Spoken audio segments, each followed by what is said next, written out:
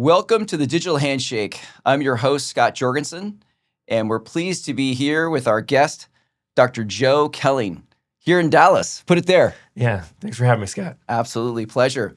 We were just chatting and talking about the sort of purpose and the vision of our podcast here around, creating that best impression online, and how do we make that sort of first digital impression our strongest asset. Right. And I know that you're relatively new in practice in terms of as a plastic surgeon. How many years now do you have under your belt as a plastic surgeon? Yeah, so my training was 6 years long. Right. So now I'm in my third year of practice on my own. So 9 years, I guess, as a plastic surgeon, which is pretty wild to think about. Well, here's the exciting part: is you got a long career in front of you. Yeah. You have done amazing work so far. All of us here in Dallas are very well aware of you and your reputation, and you're doing a great job, honestly, of curating that experience of really delivering some of the best work here in town. And that doesn't happen by happenstance, right? It'd be great for our audience to learn, obviously being a young emerging star within plastic surgery, but what are you doing proactively to establish that presence, that sort of footprint online to in hopes of attracting patients? Yeah, I think it's tough to do it because everybody gets these micro snippets of you, and you don't get the time really. Obviously, we're in a podcast form right now, so Right. This is the longer time frame. If somebody's going to sit down and listen to me, this is the longest they're probably going to listen to me. But online, you're getting 30-minute snippets here and there. And I'm very lucky to have a mentor that I joined in practice. And our whole practice is really built on relationships. Yeah. And that's why I love plastic surgery. I want to know who you are as a person before I operate on you. I want to know about what you like to do, what you do as a job, what you do for your hobbies, Right. so that we can connect on one of those planes before we commit to doing something like surgery, because you have to have inherent trust in me as a human being. Yeah. And trust that I'm going to take good care of you. I know I've got the best training in the world for plastic surgery. I can do that any day of the week, but I need to develop that level of trust with the patients. And honestly, I enjoy getting to know you and knowing that, turning you as a patient into a friend, it's like you said, I'm going to be a plastic surgeon for another 30, 40 years, Yeah. It's like every person I interact with, I want to see them as a friend at the end of the day, Well, let's take this opportunity to get to know Dr. Joe better. Share with us, when you're not operating, when you're not working, what are you spending your time? Give us a little bit of sort of a peek into the personal life of Joe. Yeah. So,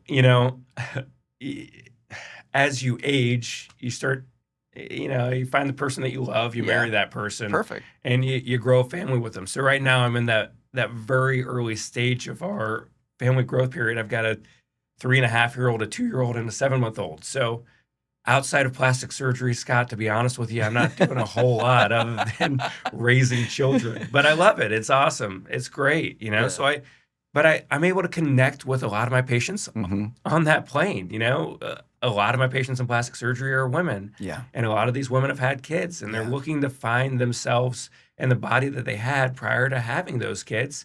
So it's like I get to connect with you about how much fun it is to have little kids. Right. And a lot of these women, they have young kids, they've got old kids. Right. It's easy to talk about your kids and be excited about that and be optimistic about it. And then from there, we can talk about, okay, well, how do we make you feel better about yourself, or more active, or more confident in the way that you're appearing? Right. So that's what I'm doing outside of plastic surgery, is really raising these kids. I love to play golf. Yeah. I grew up, in sports. I played basketball in college. I'm a very active individual, so I'm usually exercising in one way or the other.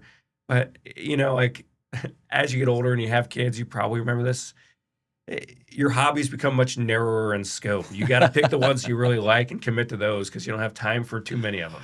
Well, being a father of 4 children myself, and you kind of, I've been there, done that, right? Where you're at the thick of it with the diaper bags and the car seats and the diaper changes and 15 strollers and I'm a dirty diaper specialist. Exactly. So I hear you. But I got to tell you, sometimes my kids just want to they pull my hair out, right? Because of just the crazy things they do or what have you. And I gotta imagine you probably have had a patient, right? That you just want to pull your hair out. And they may get in front of that keyboard and type something about you Yeah. and say something. Um, One, has that happened to you? And what are you doing out there to manage your reputation online? Yeah, I mean, I'm very proactive in patient education. Yeah. Okay, I think that's really critical, and especially as a board certified plastic surgeon, I think one of the major emphasis of our practice is patient safety and then good outcomes. So, like from a patient education standpoint, I go over the what postoperatively, what are we going to be dealing with? What are we going to be seeing? Mhm. Because what happens immediately after surgery and what they're seeing immediately after surgery in their head, they see what that long-term image looks like. They don't see what the short term looks like and what barriers they have to overcome to get to those. So I feel like most of the time if I'm butting heads with somebody, it's usually because they didn't listen to me when I was Mhm. talking to them about it, like, hey, you're gonna be swollen, you're gonna be bruised, it's gonna be ugly for a little bit before we get to that really beautiful result that you're looking for. Right.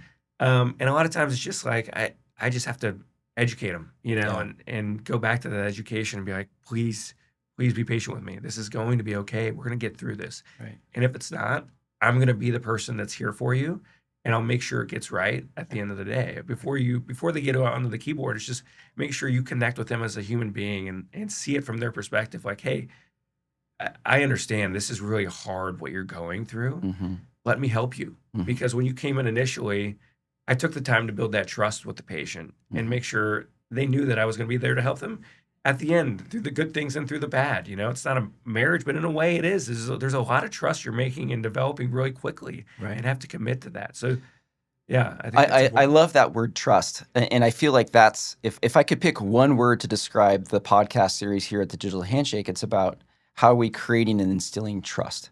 It's just that whole sort of act of shaking hands. What have you found from your experience in marketing your practice? I mean, we're plastic surgeons, we're doing retail medicine. I mean, at the end of the day, we need new patients to feed the practice.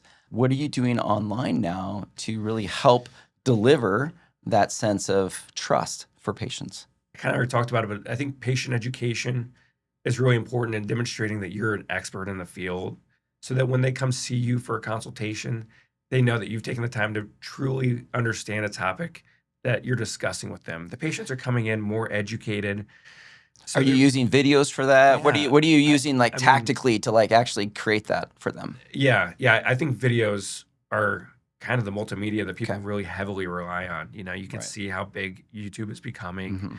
Everybody basically has their own channel in some Right. way. And so patients are finding experts that way. Yeah. You know, my favorite patients are typically patients that find me via word of mouth Okay. because I know that I've made somebody happy and they've told their friend about it. And so the expectations are already, I think, appropriate. They've seen somebody go through the surgery already. So those patients are always, I feel like, the best. I think capturing people online is difficult. Yeah. Um, because they come in with different ideas, and different plastic surgeons have different ideas on what's the right way to do something. Right. And I think sometimes as a consumer, they can get really attached to some celebrity plastic surgeon's ideas about what's the right way to do it. Yeah. In a plastic surgery, there's a lot of right ways to do something. Mhm. Okay. So that's where it comes back to, okay, do I trust the person that I'm talking to about Yeah. this? Another form that's obviously very, very popular is social media. Here at Media PSC, we, offer a whole suite of services, but one that's become very, very popular is having a partner to help with social media management, and what have you. I'd love to hear, for our audience, like for your practice in particular, what are you doing, to leverage social media for creating that trust with patients? Yeah, I think this is important. I think that the two ways, patients used to find your office, they walk into the waiting room, and Right. we're talking about the digital handshake. Yeah. I kind of think of now you have two online presences. Your website is Okay. kind of like your waiting room, and so are your social media platforms. So I like to make sure I have really high quality before and after content, as well as the videos that you guys have helped me produce Hmm. to kind of demonstrate my expertise that way and make sure it's all very, very classy. I think, I mean, I know I look young, so I think making sure that everything I do is done at a very high level, Yeah. and it's well maintained. That's what I'm trying to create through my social media platform. Has there been any post or anything that you've done, whether it's on your website or your social media or some videos we filmed here, where it surprised you the reaction that you've gotten from patients? Not really. Nothing stuck out? Nothing's really stuck out to me. I think globally everything's very, very well received. Yeah.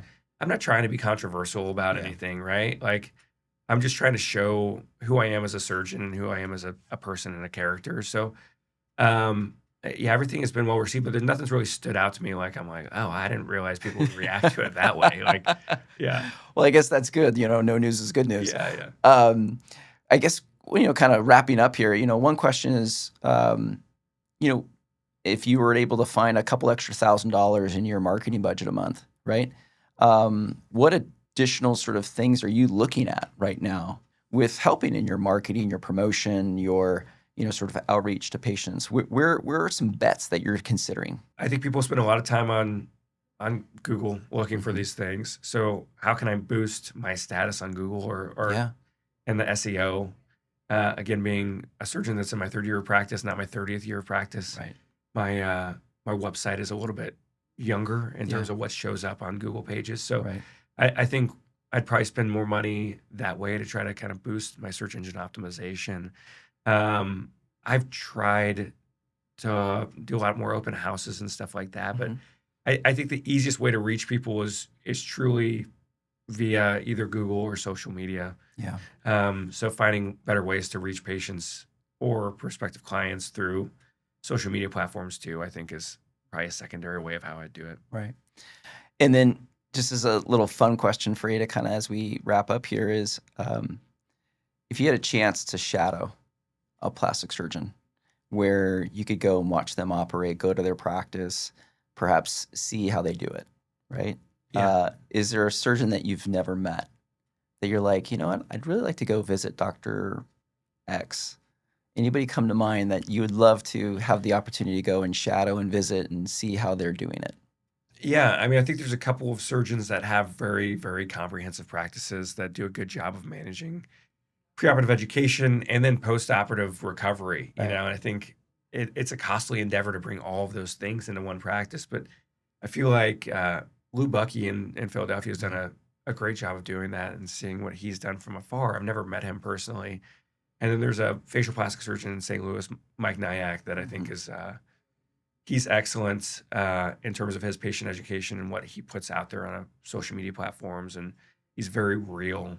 Tim Martin as well. He's not very active on social media, but I feel like what we do, I love facial rejuvenation. I feel like a lot of what I do in terms of facial rejuvenation comes a lot from what he does. And again, I've met him personally, so and I've learned from him a little bit as well. But I think he does an excellent job too.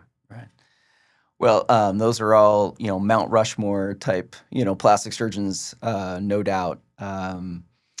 Well, Joe, I want to say thank you for being on the Yeah. Digital Handshake. Of course. It's been a pleasure. Yeah. Put it there. And again, I want to say thank you to our sponsor, Media PSC, for helping us put this podcast together. And we'll see you on our next episode.